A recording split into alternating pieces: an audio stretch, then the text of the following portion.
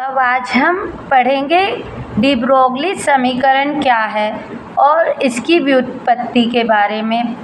तो यह प्रश्न 12th में भी आता है, कॉलेज में भी आता है, तो सभी में एक प्रकार का ही उत्तर आता है।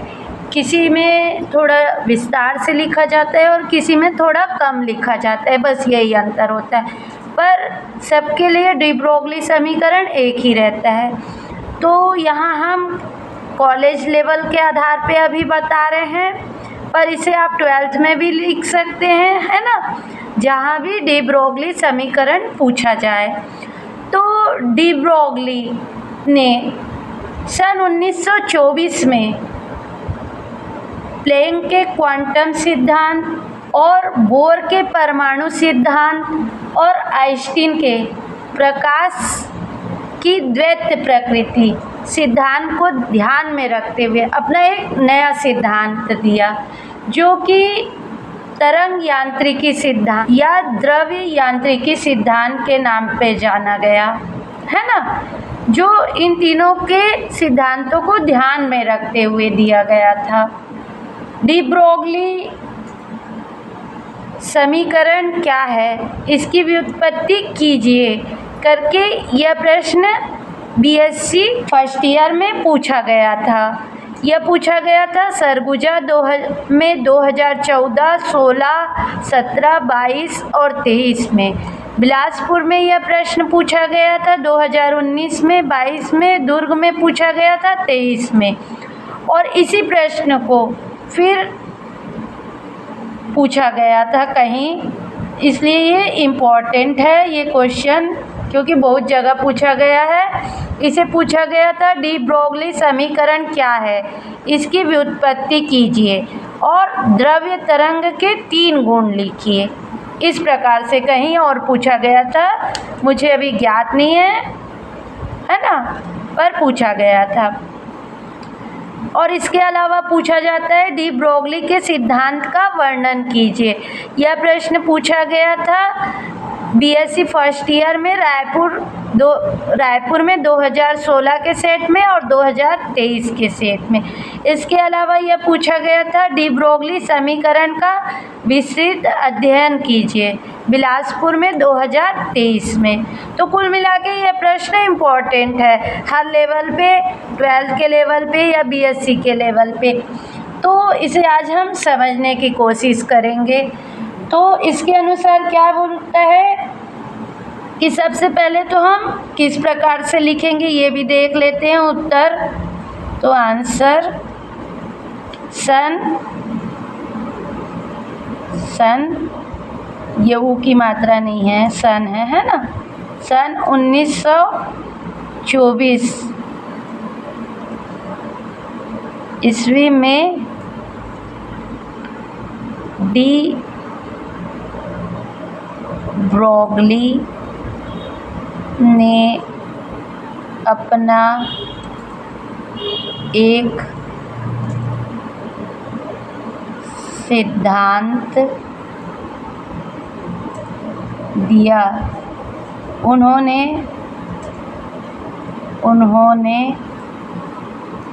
यह सिद्धांत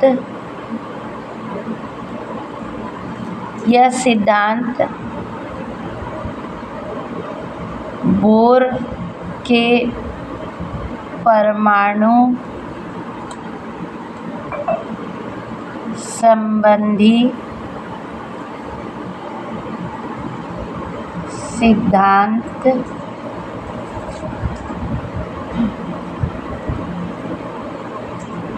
प्लैंक के क्वांटम सिद्धांत व आइंस्टीन के प्रकाश द्वैत प्रकृति के सिद्धांत को ध्यान में रखते हुए अपना एक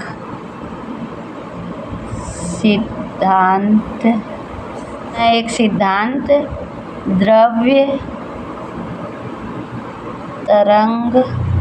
तरंगों का दिया। ठीक है, तो जिसके अनुसार क्या है, डी ब्रोगली के अनुसार, यहाँ लिखेंगे डी ब्रोगली के अनुसार, डी ब्रोगली के अनुसार उनका सिद्धांत क्या था? डी ब्रोगली के अनुसार कि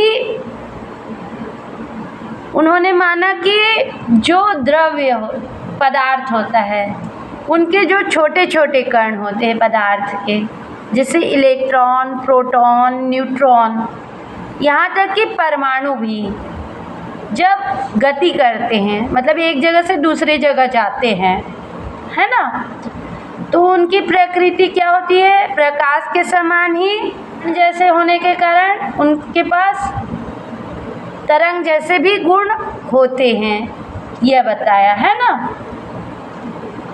तो डी ब्रोगली के अनुसार क्या लिखेंगे? यह माना गया कि पदार्थ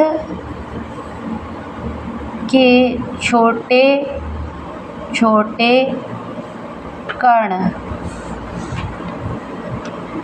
जैसे electron, proton, neutron, electron, proton, यहाँ तक कि परमाणु भी जब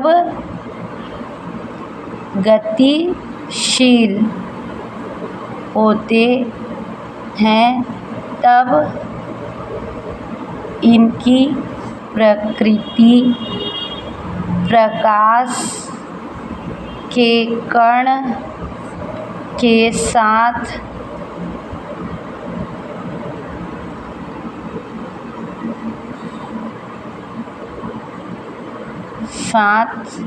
ये तरंग की प्रकृति भी प्रदर्शित करते हैं।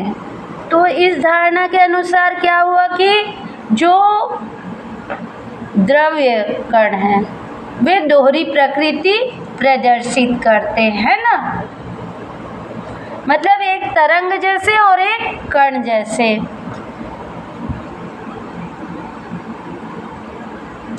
तो इस धारणा के अनुसार, तो इस धारणा के अनुसार इलेक्ट्रॉन जैसे सूक्ष्म कण द्वैती प्रकृति प्रदर्शित करते हैं, मतलब दोहरा गुण बताते हैं, तरंग के समान भी और कण के समान भी, है ना।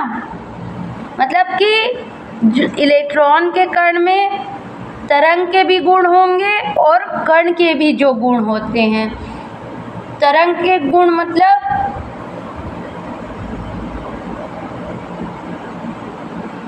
मतलब इसमें आवृत्ति, तरंग दैर्ध्य, तरंग आयाम, संवेग आदि गुण होंगे, है ना। द्वैत प्रकृति होती है, अर्थात क्या हो गया, अर्थात ये कण व तरंग दोनों के जैसा व्यवहार करेंगे, ठीक है। और इनमें क्या होगा, आवृत्ति, तरंग दैर्ध्य और वे सभी गुण होंगे और वे सभी गुण होंगे जो तरंगों में पाए जाते हैं, जैसे आवृत्ति, आयाम, आवृत्ति, तरंग आयाम,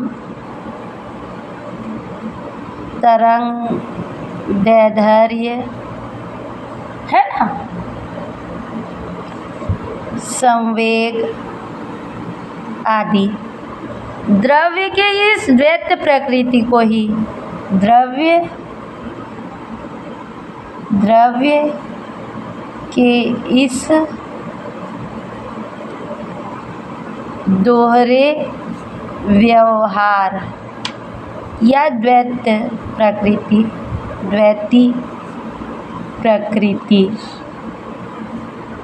द्रव्य के इस द्वैत प्रकृति को ही द्रव्य के इस दोहरे व्यवहार या द्वैती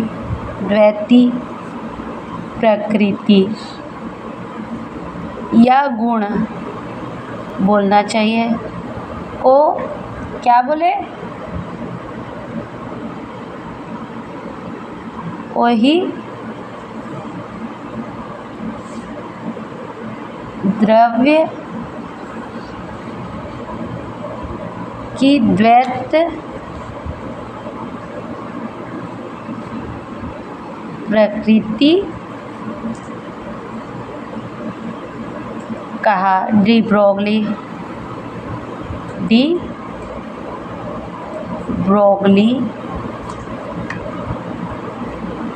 ने, ठीक है, डी ब्रोगली सिद्धांत कहते हैं इसी को, ठीक है, जो दोहरा व्यवहार प्रदर्शित करता है द्रव्य, ठीक है। अब हमको पता होना चाहिए कि आवृत्ति किसे बोलते हैं, तरंग दैर्ध्य किसे बोलते हैं। तरंग दैर्ध्य क्या होता है कि कोई तरंग इस तरह से जाता है तो दो शीर्षों के बीच की दूरी या दो गर्त के बीच की दूरी, ये क्या है, ये वाला हिस्सा क्या कहलाता है, गर्त, और ये क्या कहलाता है, शिखर, शीर्ष, है ना। तो दो तरंगों के शीर्ष के बीच की दूरी या दो गर्तों के बीच की दूरी, ये वाला दूरी, यहाँ से यहाँ तक या यहाँ से यहाँ तक या यहाँ से यहाँ तक, या दो शीर्षों, ये शीर्ष या ये क्या कहलाते हैं, लैम्डा, मतलब तरंग दैर्ध्य, जिसे लैम्डा से प्रदर्शित करते हैं ना, तो ये तरंग दैर्ध्य कहलाती है ना। तो इसे क्या लिखते हैं, तरंग के दो निकटतम शिखर बिंदुओं या निम्निष्ट बिंदु, गर्त को क्या बोलते हैं, निम्निष्ट बिंदु, और इसको उच्चिष्ट बिंदु, है ना, के बीच की दूरी तरंग दैर्ध्य कहलाती है। इसी प्रकार आवृत्ति क्या होती है कि निश्चित बिंदु से तरंग कितनी बार जाती है, एक सेकंड में कितनी बार गुजरती है, वह संख्या उसकी आवृत्ति कहलाती है। उसी प्रकार वेग क्या होता है कि तरंग द्वारा एक सेकंड में जो दूरी चली जाती है, तय की जाती है, उसे तरंग का वेग कहते हैं, ठीक है, और इसे c द्वारा दर्शाते हैं, ठीक है। और तरंग दैर्ध्य और आवृत्ति में संबंध होता है, आवृत्ति में संबंध होता है, ठीक है। क्या होता है ये संबंध, तरंग दैर्ध्य c बराबर म्यू लैम्डा, ठीक है, जहाँ c क्या है, प्रकाश का वेग, और म्यू आवृत्ति, और लैम्डा तरंग दैर्ध्य, ठीक है। तो ये संबंध होता है क्या, mu equal to C upon lambda. ठीक है, ये संबंध होता है। सी प्रकाश की चाल होती है, तो सी बराबर क्या होता है, 3 × 10⁸ मीटर प्रति सेकंड। ठीक है, तो ये पता होना चाहिए। ठीक है, इसे लिखने की ज़रूरत नहीं है इस प्रश्न के आंसर में, ये आपको बेसिक जानकारी होनी चाहिए। ठीक है, तो द्वैत प्रकृति में आ जाते हैं। ठीक है, अब इसके लिए इन्होंने एक व्यंजक दिया, डी ब्रोगली ने प्लैंक के क्वांटम सिद्धांत व आइंस्टीन के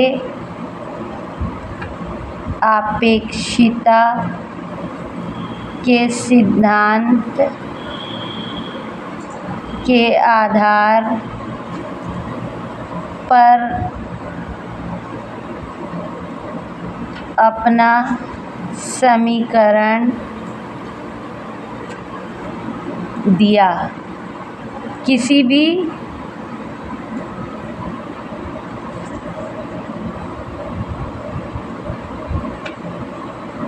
तरंग का प्रमुख गुण तरंग दैर्ध्य होती है। ठीक है, और तरंग दैर्ध्य मैंने अभी आपको बताया क्या होता है, 2 शीर्ष बिंदुओं के बीच की दूरी या 2 निम्नस्थ बिंदुओं के बीच की दूरी तरंग दैर्ध्य कहलाती है ना। तो यहाँ अभी लिखने की ज़रूरत नहीं है, अभी आंसर में आपको पता होना चाहिए। ठीक है, डी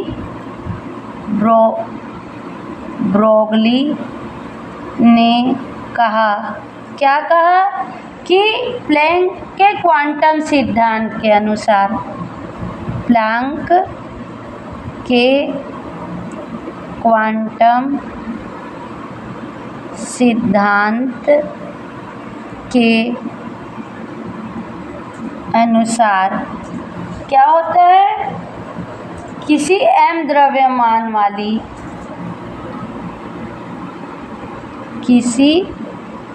कोई m द्रव्यमान वाली विकिरण, m द्रव्यमान वाली विकिरण अथवा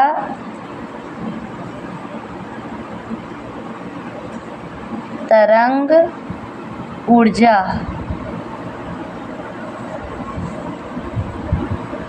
यहाँ लिखेंगे तरंग की ऊर्जा। मान लो m द्रव्यमान वाली कोई विकिरण है या कोई तरंग की ऊर्जा, और जो आइंस्टीन समीकरण वाली ऊर्जा एवं आइंस्टीन समीकरण के अनुसार उस कण की ऊर्जा एक दूसरे के तुल्य होनी चाहिए। तुल्य माने बराबर होनी चाहिए। मतलब कि कहने का मतलब सीधा सा है कि दोनों की ऊर्जा जो प्लैंक के क्वांटम सिद्धांत के अनुसार मिलती है और जो आइंस्टीन के समीकरण से मिलती है, दोनों बराबर होनी चाहिए। मतलब कि प्लैंक का क्वांटम सिद्धांत क्या है, प्लैंक का क्वांटम सिद्धांत होता है E बराबर h म्यू। ठीक है, ये क्या है, प्लैंक का क्वांटम सिद्धांत, प्लैंक समीकरण बोलते हैं जिसे, है ना। और E बराबर mc², ये क्या है, आइंस्टीन समीकरण।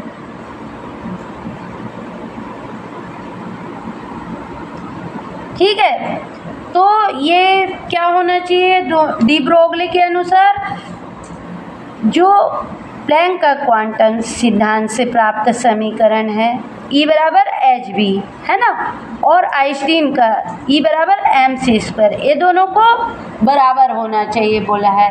इसमें सबसे पहले तो जान लेते हैं कि H क्या है, प्लैंक कांस्टेंट, m क्या है, कण का द्रव्यमान, c प्रकाश का वेग, म्यू आवृत्ति, ठीक है, और h प्लैंक कांस्टेंट, और E क्या है, जो भी कण है उसके संलग्न ऊर्जा है। तो जहाँ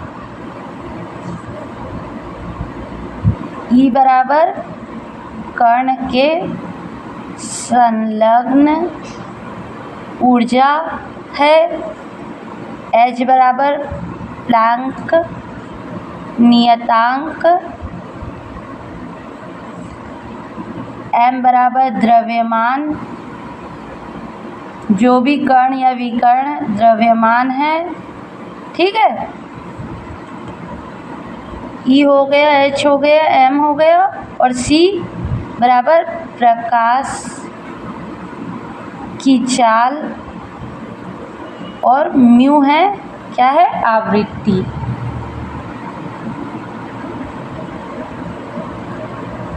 ठीक है, अब डी ब्रोगली बोल रहा है कि ये दोनों बराबर है, तो इसे दे देते हैं सबसे पहले इक्वेशन नंबर 1 और इसे दे देते हैं इक्वेशन नंबर 2।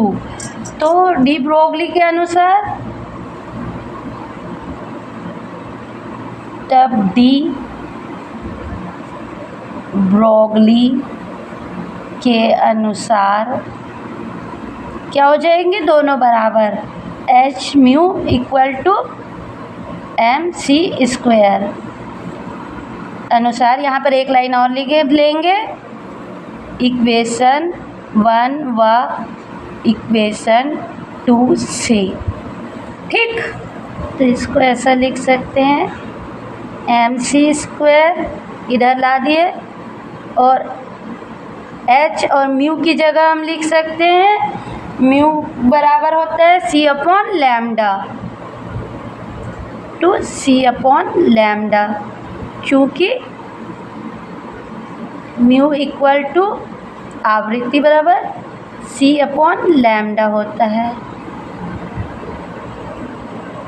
ठीक, यहाँ से हो जाएगा हमारा ये सी और ये सी कट गया, तो ये आ गया M C equal to H upon lambda. ठीक है, यहाँ से आ जाएगा हमारा लैम्डा बराबर, ये लैम्डा को इधर कर दिए और एम सी को इधर कर दिए, तो एच अपॉन एम सी तरंगदैर्ध्य ये आ जाएगा, है ना हमारा। इसे दे देते हैं हम समीकरण नंबर, इक्वेशन नंबर 3। ठीक है, और इसे क्या बोलते हैं, डी ब्रोगली समीकरण कहते हैं। समीकरण या इक्वेशन 3 को डी ब्रोगली समीकरण कहा जाता है। ठीक है, और ये फोटॉन के लिए प्राप्त होती है ना, और सी क्या है, प्रकाश का वेग, एम द्रव्यमान। ठीक, और डी ब्रोगली ने आगे भी बताया कि जिस प्रकार ये फोटॉन के लिए निकाला जाता है, उसी प्रकार द्रव्य कण जैसे इलेक्ट्रॉन, न्यूट्रॉन, प्रोटॉन आदि के लिए भी इसे लागू किया जा सकता है। बस इस बात का ध्यान रखना पड़ेगा कि जो फोटॉन का द्रव्यमान लेते हैं, इसके स्थान पर हम अन्य कण का द्रव्यमान, और फोटॉन के वेग के स्थान पर उस कण का वेग लेंगे। इस बात को ध्यान में रखते हुए हम इलेक्ट्रॉन, न्यूट्रॉन आदि के बारे में भी या प्रोटॉन के बारे में जान सकते हैं। यह समीकरण फोटॉन के लिए प्राप्त होती है, पर डी ब्रोगली ने बताया कि यदि इलेक्ट्रॉन न्यूट्रॉन या प्रोटॉन के बारे में लागू करना हो तो हमें फोटॉन का द्रव्यमान न लेकर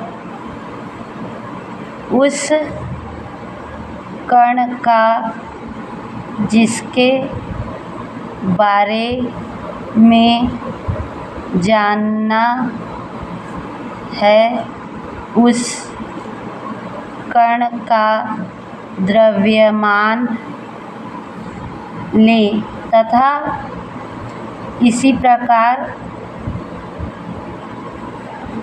फोटॉन के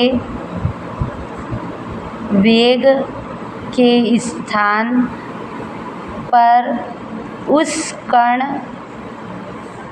का वेग लेना चाहिए।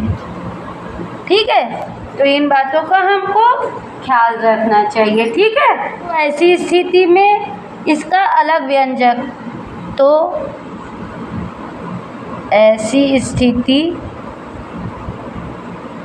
में इसका व्यंजक क्या हो जाएगा? लैम्डा बराबर बटा m, म्यू की जगह v। ठीक है, वेग लेंगे उसका, तो ये हो जाएगा ऐसी स्थिति में जो भी कण है उसका वेग और उसका द्रव्यमान, और h कांस्टेंट है इसलिए सेम रहेगा, है ना। इसे दे देते हैं हम इक्वेशन नंबर 4। ठीक, चूँकि h बराबर नियतांक, कौन सा नियतांक? प्लैंक कांस्टेंट है ना। तो इस समीकरण के अनुसार क्या हो जाएगा? इस समीकरण के अनुसार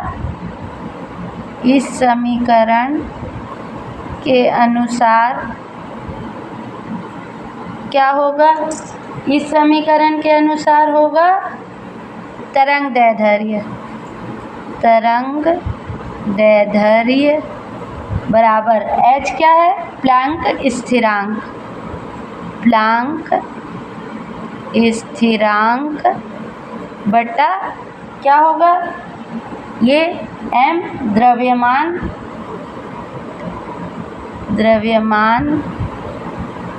ये h, m इंटू v वेग। ठीक है, जिसका भी निकालना है न्यूट्रॉन, प्रोटॉन या इलेक्ट्रॉन का वेग v। ठीक है, और द्रव्यमान गुणित वेग बराबर क्या होता है? हमारा संवेग होता है, या है ना। तो इसको लिख सकते हैं हम lambda equal to h by p से दर्शाते हैं संवेग को, चूँकि p बराबर m इंटू v, संवेग बराबर द्रव्यमान गुणित वेग, संवेग होता है, और p क्या है यहाँ? संवेग। ठीक है, ये आ गया, है ना। या इसकी जगह हम क्या लिख सकते हैं? संवेग p बराबर h अपॉन लैम्डा, ये भी आ सकता है ना। और h क्या है यहाँ? प्लैंक कांस्टेंट है, ये क्या है? कांस्टेंट है ना h। तो यदि इस तरह से ना लिख के हम इसको क्या लिख सकते हैं? p व्युत्क्रमानुपाती है 1 अपॉन लैम्डा के, ये भी लिख सकते हैं, है ना। मतलब कि क्या कह सकते हैं कि इसको बोल सकते हैं हम डी ब्रोगली के अनुसार कि कोई कण यदि जब गतिशील है, मतलब कि कोई कण यदि गति कर रही है, एक जगह स्थिर नहीं है, तो गति करते हुए कण का जो संवेग होता है वो उसकी तरंगदैर्ध्य के व्युत्क्रमानुपाती होता है। अतः डी ब्रोगली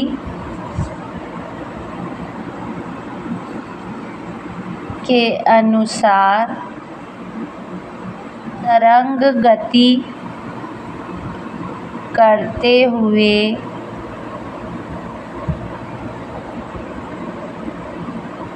किसी कण का संवेग उस कण के तरंग दैर्ध्य के व्युत्क्रमानुपाती होता है। ठीक है, अथवा गति करते हुए किसी कण की तरंग दैर्ध्य उसके संवेग के व्युत्क्रमानुपाती होता है। ठीक है, और इस तरंग दैर्ध्य को डी ब्रोगली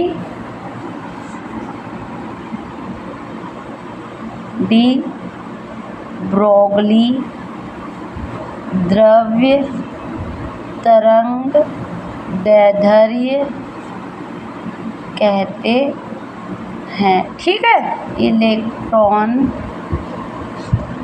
की दोहरी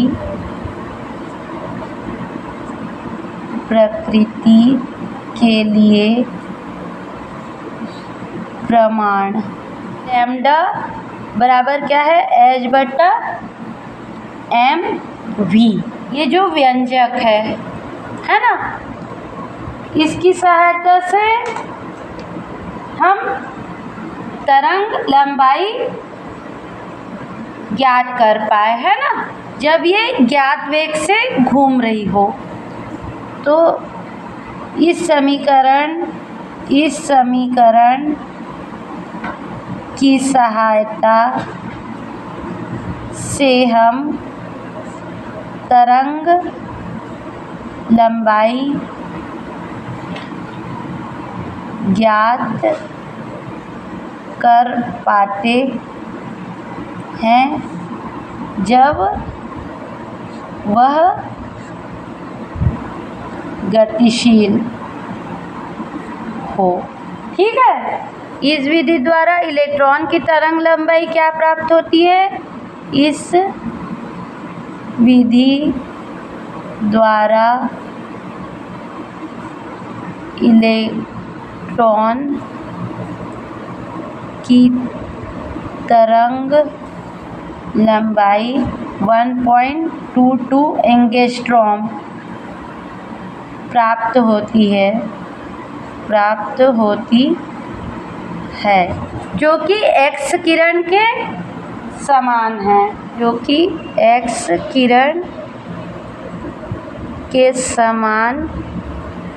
है। और जो डेविसन और जर्मन ने इस बात की पुष्टि की कि इलेक्ट्रॉन प्रकाश के समान, डेविसन तथा जर्मन नामक दो वैज्ञानिकों ने, डेविसन व जर्मन ने इस बात की पुष्टि की कि इलेक्ट्रॉन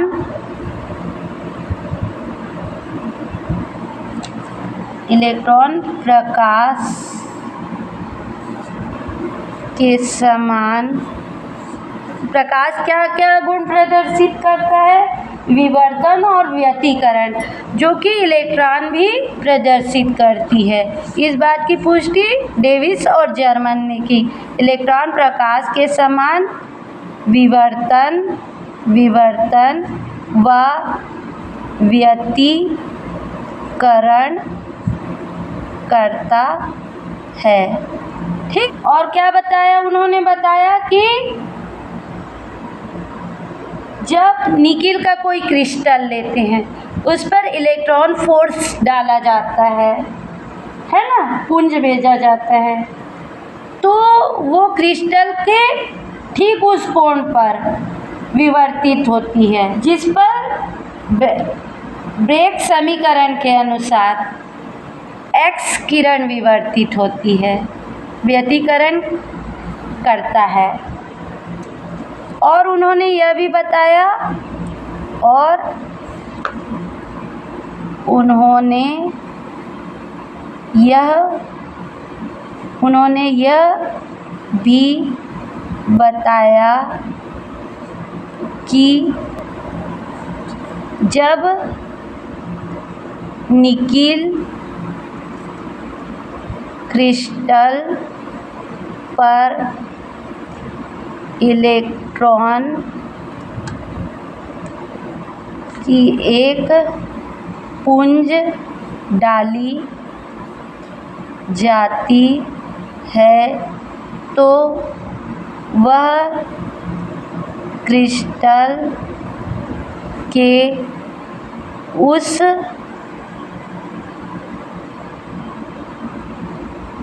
कोण पर विवर्तित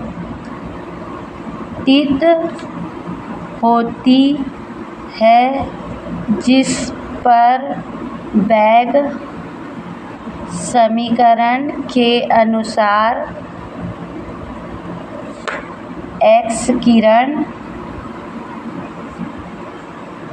विवर्तित होती है। मतलब कि कहने का मतलब ये है कि जब ब्रैग ने अपना समीकरण दिया, तो जो निकिल क्रिस्टल लिया था, वहाँ जिस पॉइंट में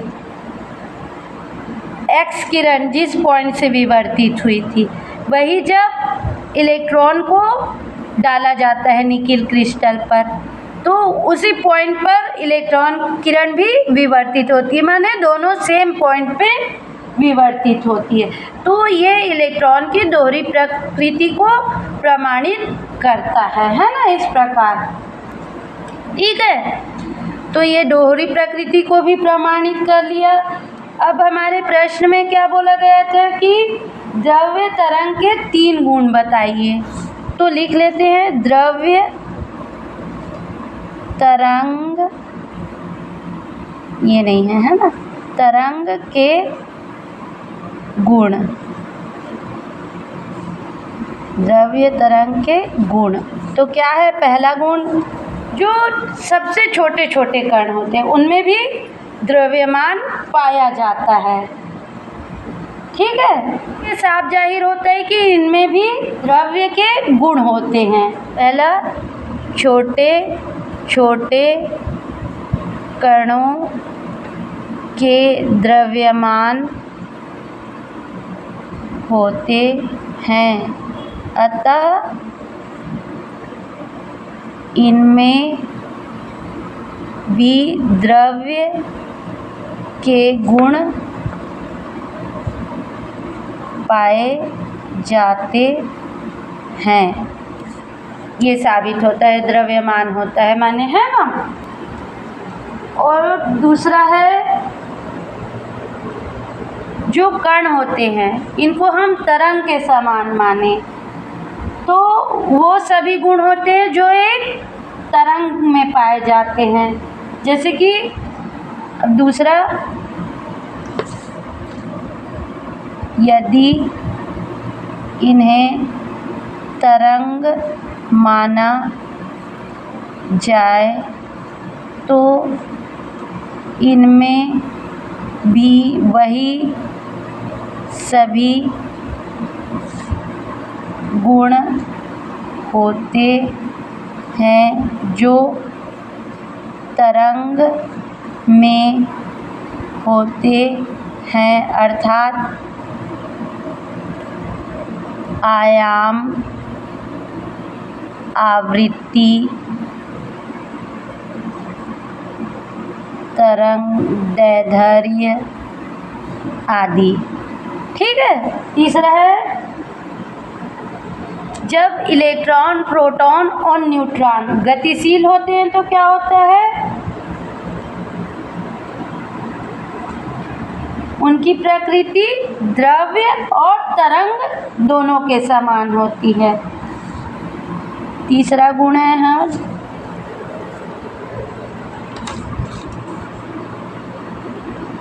छोटे छोटे कण जैसे इलेक्ट्रॉन, प्रोटॉन, न्यूट्रॉन गति की अवस्था में होते हैं तो ये तरंग व द्रव्य दोनों प्रकृति प्रदर्शित करते हैं। ठीक है। तो इस तरह से हम डी ब्रोगली समीकरण का आंसर से संबंधित कोई भी क्वेश्चन आए तो उसका आंसर लिख सकते हैं हम। तो एक बार प्रश्न हम फिर से रिपीट कर लेते हैं। तो प्रश्न था हमारा कि डी ब्रोगली समीकरण क्या है, इसकी उत्पत्ति कीजिए, ऐसा पूछा गया। यह डी ब्रोगली समीकरण क्या है, इसकी व्युत्पत्ति कीजिए और तरंग के 3 गुण लिखिए, अथवा डी ब्रोगली सिद्धांत का वर्णन कीजिए, अथवा डी ब्रोगली समीकरण का विस्तृत अध्ययन कीजिए। इसमें आप ये कॉलेज लेवल पे पूरा लिखेंगे, और यदि स्कूल लेवल पे है तो आपको डी ब्रोगली समीकरण क्या है बोला तो सिर्फ आप समीकरण यहाँ तक निकाल के डी ब्रोगली समीकरण यहाँ तक निकाल के आप डी ब्रोगली समीकरण कहते हैं लिख सकते हैं। मैंने बताया ना ये डी ब्रोगली समीकरण। ठीक है।